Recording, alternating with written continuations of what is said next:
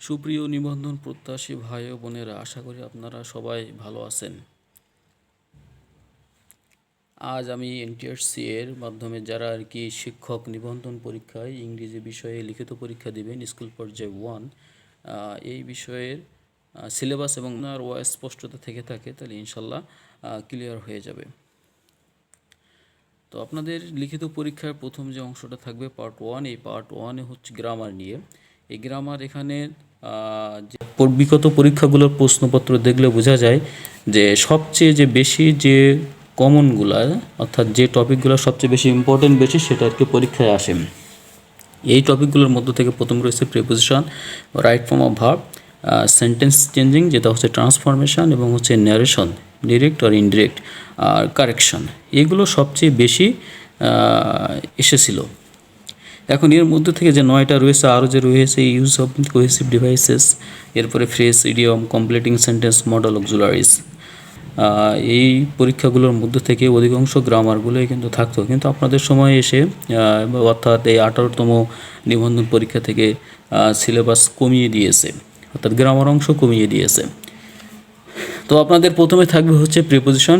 Preposition হচ্ছে দুইভাবে আপনাদের প্রিপারেশন নিতে বলা হয়েছে। অর্থাৎ প্রিপোজিশনে দুইভাবে হতে পারে, একটা হচ্ছে কনসেপচুয়াল আর একটা হচ্ছে অ্যাপ্রোপ্রিয়েট প্রিপোজিশন। অ্যাপ্রোপ্রিয়েট প্রিপোজিশন এবং এই যে কনসেপচুয়াল প্রিপোজিশনগুলো আপনি যদি ভালো মতো প্রিপারেশন নিতে চান, তাহলে পূর্বের যে পরীক্ষাগুলোতে যে প্রিপোজিশনগুলো পরীক্ষা এসেছে, অর্থাৎ ইন্টারসি পরীক্ষা সহ যে পিএসসি যে পরীক্ষা রয়েছে, এই প্রিপোজিশনগুলো সম্পর্কে আপনার ভালো ধারণা থাকতে হবে। এরপরে 2 নম্বর রয়েছে রাইট ফর্ম অফ ভার্ব। এখান থেকে রাইট ফর্ম অফ ভার্বের যে নিয়মগুলো রয়েছে এবং সাবজেক্ট ভার্ব এগ্রিমেন্টের যে নিয়মগুলো রয়েছে, সেগুলো যদি আপনি ভালো করে এক্সারসাইজ করেন বা ভালো করে প্র্যাকটিস করেন, তাহলে অবশ্যই পরীক্ষায় পেয়ে যাবেন। অর্থাৎ বিগত বছরগুলোতে বা অন্যান্য কম্পিটিটিভ এক্সামে যে রাইট ফর্ম অফ ভার্বগুলো এসেছে, সেগুলো দেখলে ইনশাল্লাহ ওর মধ্যে থেকে কমন পাবেন। এরপরে হচ্ছে এখানে হচ্ছে ট্রান্সফরমেশনের যে কয়টা নিয়ম রয়েছে, সেগুলো অবশ্যই একটা করে থাকবে। এখানে হচ্ছে 5টা থাকবে, প্রত্যেকটি 1 মার্ক করে। একটা ভয়েস এখানে অবশ্যই আপনাকে দেবে, এবং হচ্ছে একটা ডিগ্রি থাকবে, একটা সিম্পল, কম্পাউন্ড, কমপ্লেক্স, এক বা একাধিক থাকতে পারে, এবং অন্যান্যতা এক্সক্লামেটরি এবং হচ্ছে অ্যাসার্টিভ থেকে ইম্পারেটিভ, ইম্পারেটিভ টু অ্যাসার্টিভ, এগুলোর মধ্যে থেকে যে কোনো একটি করে থাকবে। এরপরে হচ্ছে ন্যারেশন, যেটা হচ্ছে ডিরেক্ট আর ইনডিরেক্ট স্পিচেস। 17তম লিখিত নিবন্ধন পরীক্ষায় যেটা ইনডিরেক্ট ছিল, ডিরেক্ট করতে হয়েছিল। যদি এর পূর্বের নিবন্ধনগুলোতে অধিকাংশ ক্ষেত্রে এতে 17তম একটু ব্যতিক্রম এসেছিল, যে হচ্ছে ইনডিরেক্ট ছিল, ডিরেক্ট করতে হয়েছিল। তো এই বিষয়টা আপনারা দুইভাবে প্র্যাকটিস করবেন। যে কোনো বই থেকে, বাজারে যে সমস্ত ভালো মানের বই রয়েছে সেখান থেকে প্র্যাকটিস করলে ইনশাল্লাহ হয়ে যাবে। বা যেগুলো রিপোর্টিং ভার্ব এবং রিপোর্টেড স্পিচ, এইগুলো যদি আপনি আইডেন্টিফাই করতে পারেন, তাহলে এমনিতেই সিম্পলি যেভাবেই দিক না কেন ইনশাল্লাহ পেরে যাবেন। এরপরে 5 নম্বর হচ্ছে কারেকশন। এই কারেকশন বিভিন্ন একটা সেন্টেন্স দেওয়া থাকবে, এবং সেই সেন্টেন্সের মধ্যে বিভিন্ন বিষয়ে ভুল ত্রুটি থাকতে পারে। সেই সেন্টেন্সের মধ্যেই এক বা একাধিক ভুল ত্রুটি থাকতে পারে, সেগুলো আপনাকে সঠিকভাবে লিখতে হবে। কোহেসিভ ডিভাইসেস, কোহেসিভ ডিভাইস হচ্ছে বাক্য কানেক্টর, যেটা বাক্যকে সংযুক্ত করে। এ সম্পর্কে আপনাদের শেষে নাম্বার হচ্ছে use of cohesive devices such as connectors, linkers, etcetera. তো কোহেসিভ ডিভাইসেস হচ্ছে এগুলো যেগুলো হচ্ছে বাক্যকে যুক্ত করে। ক্লাস 8-এর যে টেক্সট বুক রয়েছে বা বোর্ড বই রয়েছে, সেগুলো ভালো মতো দেখতে পারেন। ওখানে একটা সূত্র দেওয়া রয়েছে, ফ্যান ভয়েস। এই প্রত্যেকটার অক্ষর নিয়ে একটা লিঙ্কার বা কোহেসিভ ডিভাইস সেখানে সুন্দর করে দেওয়া হয়েছে, এবং ব্যবহারও করে বেশ কয়েকটি প্রশ্নপত্র দেওয়া হয়েছে আপনাদের, যেমন এই কোহেসিভ ডিভাইস এবং হচ্ছে প্যারাফ্রেজিং। প্যারাফ্রেজিং এ সম্পর্কে কীভাবে আপনি লিখবেন, কীভাবে প্যারাফ্রেজ করবেন, এ সম্পর্কে বিস্তারিত 8-এর বোর্ড বইয়ে লেখা রয়েছে। এরপরে 7 নম্বর রয়েছে phrase and idiom. Phrase and idioms, এখানে 5টা থাকবে। 5টা ফ্রেজ বা ইডিয়মের অর্থ লিখতে হয় এবং সেটা বাক্যে আবার অ্যাপ্লাই করে দেখাতে হয়। এরপরে হচ্ছে কমপ্লিটিং সেন্টেন্স। কমপ্লিটিং সেন্টেন্স হচ্ছে 5টি বাক্য থাকবে অসম্পূর্ণ, সেই বাক্যগুলোকে সম্পন্ন করতে হবে নিয়ম অনুযায়ী বা অর্থের ঠিক রেখে। লাস্ট যেটা রয়েছে 9 নাম্বার, সেটা হচ্ছে মডেল অক্সিলারিজ। পরে রয়েছে পার্ট 2 ট্রান্সলেশন। ট্রান্সলেশনে হচ্ছে 10 মার্ক করে, তারপরে সঠিকভাবে ট্রান্সলেশন করতে হবে। এটা হচ্ছে 10 মার্ক, এটা খুবই গুরুত্বপূর্ণ একটি বিষয়। এরপরে রয়েছে পার্ট 3, সেটা হচ্ছে রিডিং। এটা এর পূর্ববর্তী পরীক্ষাতে ছিল না, এটা নতুনভাবে সংযোজন করা হয়েছে। যে একটা আনসিন প্যাসেজ থাকবে, আনসিন প্যাসেজে বলা আছে যে the unseen text will be provided on contemporary issues, যে এটা সরবরাহ করা হবে বা প্রশ্নপত্রে উল্লেখ থাকবে হচ্ছে সমসাময়িক ঘটনাগুলি নিয়ে বা বিষয়গুলি নিয়ে। এরপরে নিউজ আর্টিকেলস, পত্রিকার একটা অনুচ্ছেদ নিয়ে অথবা কোনো অথেন্টিক সোর্স থেকে, যেগুলো সেখান থেকে 5টা এমসিকিউ থাকবে। এমসিকিউ এর মধ্যে সিনোনিম, অ্যান্টোনিম এবং হচ্ছে পার্টস অফ স্পিচ আইডেন্টিফাই বা প্যাসেজ রিলেটেড টিক চিহ্ন থাকতে পারে। 5টি 5 মার্ক থাকবে। এরপরে শর্ট কোশ্চেন, এই শর্ট কোশ্চেনে হচ্ছে ওই আনসিন রিলেটেড 5টি প্রশ্ন থাকবে, প্রত্যেকটি 2 মার্ক করে, 5 দুগুণে 10 মার্ক। তো একটু বলি আমি আমার সামান্য অভিজ্ঞতা থেকে, যদিও শর্ট কোশ্চেন এখানে লেখা থাকে, আপনারা একটু বড় করে লিখবেন, অর্থাৎ একটা প্রশ্ন উত্তর দিবেন, অবশ্যই প্রশ্নটা উত্তর রিলেটেড বা প্রাসঙ্গিক হতে হবে যেটা প্রশ্নে চাওয়া হয়েছে, এবং একটু বড় করে লিখবেন।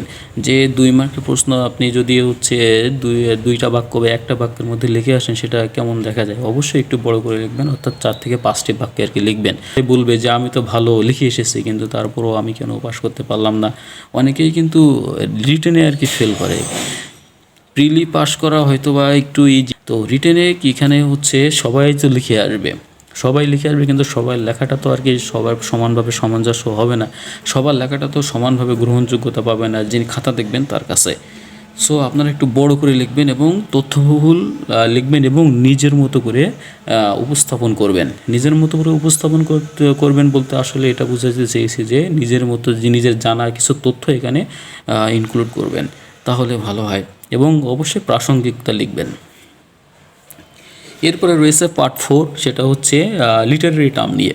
যদিও এটা কলেজে ছিল, এর পূর্বেই স্কুল পর্যায়ে কিন্তু লিটারেরি টার্ম পরীক্ষা দেওয়া হতো না, নতুন করে আর কি এটা সংযোজন করা হয়েছে যে পার্ট 4 নামে, যেটা আমরা বলে থাকি লিটারেরি টার্মের ব্যবহার। এখানে রয়েছে ইমাজিনারি, অর্থাৎ এরপরে রয়েছে সিমিলি, তারপর মেটাফোর, ট্র্যাজিক ফ্লো, তারপরে tragic hero, the use of supernatural elements, personifications, এইভাবে ড্রামাটিক মনোলগ, তারপর পোয়েট্রি, ওড, ব্যালাড, যেগুলো রয়েছে এগুলো মোস্ট ইম্পর্টেন্ট। কলেজের প্রশ্নগুলো আপনারা দেখলেই বুঝতে পারবেন, কলেজ লেভেলের যে লিটারেরি টার্মগুলো পরীক্ষা এসেছে পূর্বের পরীক্ষায়, ওইগুলোই দেখলে ইনশাল্লাহ আপনারা পেরে যাবেন, এর বাইরে ইনশাল্লাহ আসবেন আশা করি। সর্বশেষ যেটা রয়েছে পার্ট 5, রাইটিং পার্ট। প্রথমেই থাকবে হচ্ছে ফর্মাল লেটার হচ্ছে অ্যাপ্লিকেশন হতে পারে বা কোনো বিজনেস লেটার হতে পারে, অথবা হচ্ছে জব অ্যাপ্লিকেশন হতে পারে, এই টাইপের যে কোনো। তবে জব অ্যাপ্লিকেশন পরীক্ষায় বেশি আসে, বিশেষ করে আপনি একজন শিক্ষক হবেন, এই related assistant teacher of English, এই বিষয়ের উপর ভিত্তি করে বেশি। প্যারাফ্রেজিং, যেটা নতুন আর কি অ্যাড করা হয়েছে। প্যারাফ্রেজিং হচ্ছে কোনো টেক্সট অথবা কোনো আর কি শর্ট স্টোরি অথবা কোনো গল্প বা ঠিক আছে কোনো একটা টেক্সট থাকবে, এই অর্থের মিল রেখে আপনাকে সিনোনিম, অ্যান্টোনিম এবং বাক্যকে সংযোজন বা বিয়োজন করতে হবে। তবে সবসময় অর্থ ঠিক থাকতে হবে। আপনাকে অবশ্যই প্যারাফ্রেজিং করার সময় একটা বিষয় খেয়াল রাখতে হবে, যেন মূল অর্থ ঠিক থাকে, এবং এই অর্থের উপরে অর্থে ঠিক রেখে আপনাকে বাড়াতে হবে অথবা একটু কমাতে হবে, সেন্টেন্সটা মডিফাই করতে হবে, অ্যাকচুয়ালি আপনার মতো উপস্থাপন করতে হবে। আপনি যতটুকু পারেন, যেভাবে পারেন সুন্দর করে, যত সুন্দর হয় সেগুলো কানেক্টার ইউজ করে, তারপরে হচ্ছে সিনোনিম, অ্যান্টোনিম ইউজ করে যে বাক্যকে আপনি রূপান্তর করবেন, আপনাকে কানেক্টর ইউজ করে বা সিনোনিম, অ্যান্টোনিম ব্যবহার করে বাক্যটাকে খুব সুন্দর করে উপস্থাপন করবেন।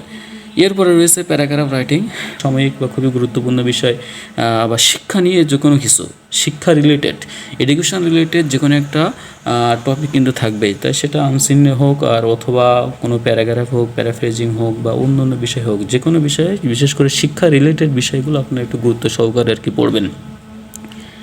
এরপরে সর্বশেষ বলা আছে expression solution to A problem. এই বিষয়টা লিখতে গেলে আপনাকে অবশ্যই ব্লুমস ট্যাক্সোনমি আর যে তত্ত্বগুলো রয়েছে সেগুলো আপনাকে সুন্দর করে আর কি মেনে আর কি লিখতে হবে। তো ব্লুমস ট্যাক্সোনমির তত্ত্ব বা সূত্রগুলো কী কী, আপনি যদি শিক্ষক হওয়ার পর অবশ্যই আপনাকে বিএড করতে হবে, বা শিক্ষক হওয়ার পূর্বে আপনি বিএড করতে পারেন।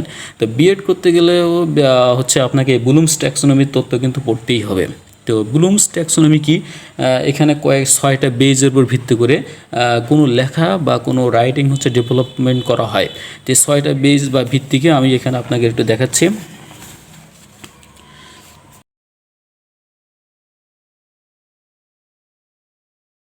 তো আজ এই পর্যন্ত। যদি কোনো সমস্যা থাকে তাহলে আপনারা কমেন্টে জানাবেন, ইনশাল্লাহ আমি সেগুলো বলার চেষ্টা করব। এর মধ্যে কোনো অসঙ্গতি দেখা দিলে আপনারা ক্ষমা সুন্দর দৃষ্টিতে দেখবেন।